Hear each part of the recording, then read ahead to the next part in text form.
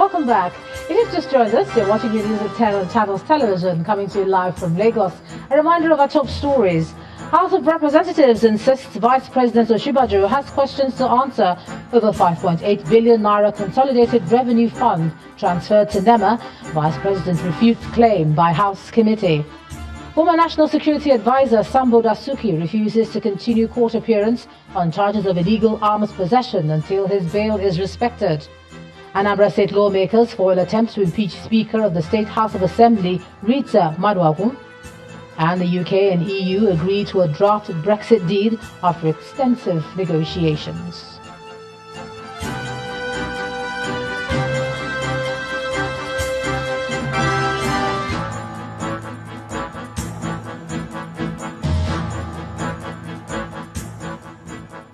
ChannelsTV.com has more information for you, and on youtube.com/channelsweb you can watch our videos. You can also watch us on your mobile device via your browser or download the Channels TV app for Android and iOS devices from their respective stores. Besides giving you access to news updates on the go, the Channels TV and Channels 24 app has an eyewitness feature that you can use to share pictures, videos or news of happenings around you. Just install the app, then tap and swipe to reveal the menu and then follow the instructions. And now we have some of those pictures, and let's take a look at them. We begin with this picture from a community in Ijebu-Ode, Ogun State. It shows a large portion of the land that's caving in due to erosion. Eyewitness reports that it's been destroyed and lives are on the verge of being lost there. And here's a classroom in the secondary technical school in Imo State. Our eyewitness reporter says pretty much of the school is in a dilapidated state, and he's calling on the state government to step in and do something. Finally, we have this video in which a sugarcane seller is seen washing his stock with very dirty water. According to our eyewitness who caught this on camera somewhere in Lagos, he drew the water from a nearby drainage.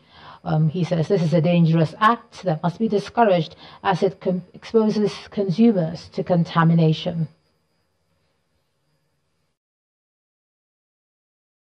Thanks a lot for sending in all your pictures, and do keep them coming.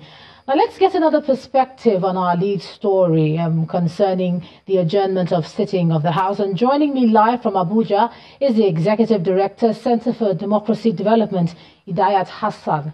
Thanks a lot for joining us on the news at 10.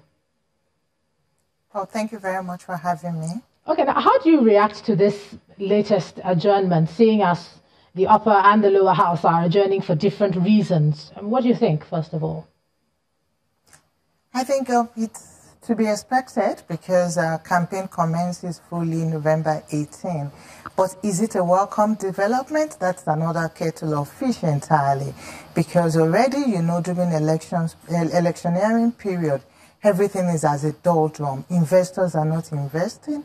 Everybody is watching to see what happens, who emerges the next president and, of course, executive at the state level, and what the policy direction will actually be. The possibility of violence makes things to be very, very low tempo at this point in time. So if as a country, our own elected representatives are also contributing to this by actually promoting policy uncertainty, it's something that calls for serious concern. I hear you, but, you know, the senators who are absent, you know, we are told are performing oversight functions. I mean, some say that they're more occupied with political survival, like you said. Well, how worried are you that we're going to see more of these absences until the political season is over? Do you think they'll be able to settle down and do something? I know you did say that politics is top on their minds. No, that's like almost an impossibility. Until March next year, we will continue to have the kind of turnout where we have just like 20 less than the 38 needed to form a quorum in the National Assembly at the Senate level. And the same will also be obtainable at the House of Representatives. Now, these are for a host of reasons. Some is actually for the political survivor. Secondly, is also because of the rate of turnover and people knowing that, look, I'm not returning to the House or the Senate in 2019. So what is actually spurring people to be responsive to their duties. So it's like they have already commenced their leave and they will actually be coming back only to say bye. and put some, maybe possibly pass some enactments before they eventually exit. Let me just ask you quickly. I mean, for today, if you followed proceedings, most items were stood down to the next legislative day. There's already criticism that legislative business, important business, is already pending. So what hope is there for those who see these lawmakers as their last hope for representation? That is the reason that they are there. What hope do you think there is for those who feel that, more serious business should go on now?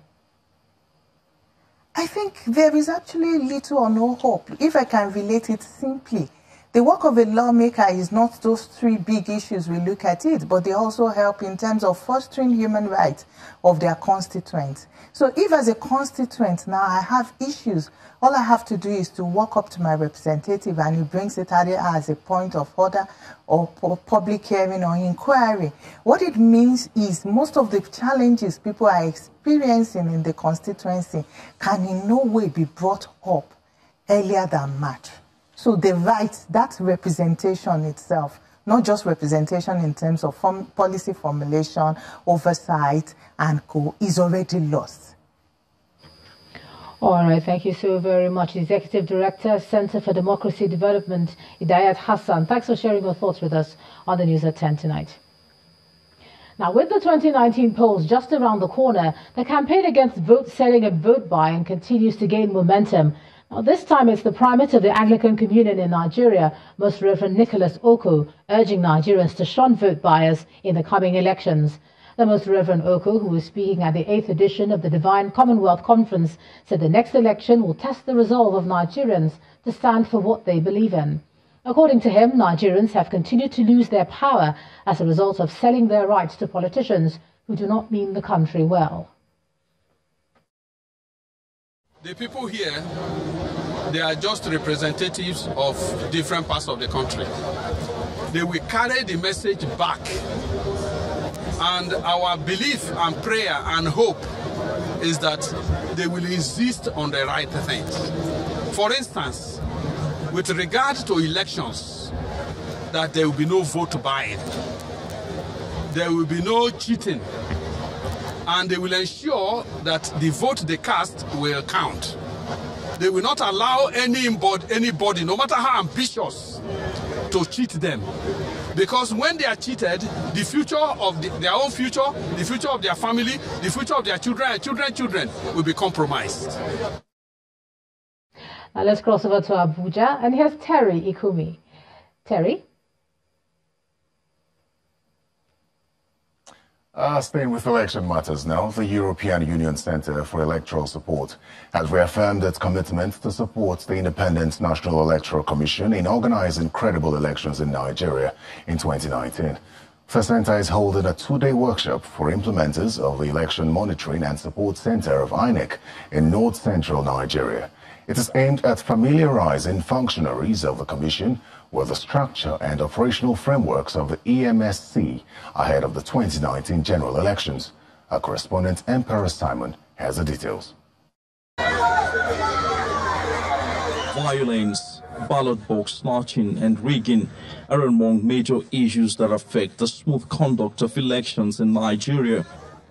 But observers believe with adequate preparation on the part of the Independent National Electoral Commission, the challenges would largely be tackled. That explains why the European Union Centre for Electoral Support has gathered officials of INEC from across the 6 north-central states and the Federal Capital Territory, Abuja, to educate them on planning and management systems for elections ahead of the 2019 general elections. The interest, of ECES in the Nigeria electoral process is not to support any candidate. We are neutral, but to assist INEC in conducting free, fair, and credible elections through provision of technical assistance, capacity building, and to also bring to bear, on the operations of INEC, the global experience of ECES gathered, from implementing over 70 projects, from across the globe. It's focused on what we call Election Management and Support Center, EMSC. The EMSC is a platform that has been developed by INEC to enable the entire organization manage the whole process governing the 2019 elections. Participants at the workshop believe the training would help them carry out their tasks in 2019 more efficiently. The election project is a huge project, and it has so many components and processes. And you know that people are going to be working under a lot of pressure too. So what we are trying to do is to gather here and then for us to learn how to work together to support the system so that the process will work very well. The Commission is committed to ensuring the conduct of free, fair and credible election, and this is one of that step of empowering East workforce. With the 2019 general elections just a few months from now, the need for relevant stakeholders to organize themselves for the election has become more pertinent to achieve the much desired success. Emperor Simon reporting for Channels Television News. In Benue State, Governor Samuel Ortom has called on the international community to prevail on the federal government to allow opposing views to thrive. The governor is alleging that a United Nations regional delegation on security and electoral matters was denied landing permits at the Makurdi airport for a scheduled meeting with him. Mr. Ortom made the call in Makurdi while swearing in 9 commissioners to replace those earlier sacked a few months ago. He also accused the EFCC of bias in the discharge of its duties. Some time ago, they said that they are repairing the airport, and so they cannot allow any flight here. It's a lie, because they want to encourage herdsmen to attack me. They want to crumble the government of the state, because people were coming here to sympathize with us and to work with us. Today, the UN regional representative was to come here with the UN country representative. And permission was granted yesterday for him to land here. My deputy governor was at the airport to receive the regional coordinator, only to be told that the landing permit has been cancelled. Just because they don't want them to know the injustice that is going on in Benue State and the evil that they are doing here. This is not fair. I will not accept it. EFCC is a public institution, and they must work to protect the institution, not political parties. Once you become to APC, you are free from EFCC. And once you're a PDP or other opposition party, you become a target. President Muhammadu Buhari has written to the House of Representatives declining his assent to the Institute of Chartered Biochemists and Molecular Biologists of Nigeria Bill 2018, recently passed by the National Assembly. The president cited infringement of the Institute on the mandate of the National University Commission and National Board for Technical Education, as well as drafting and administrative issues in the bill.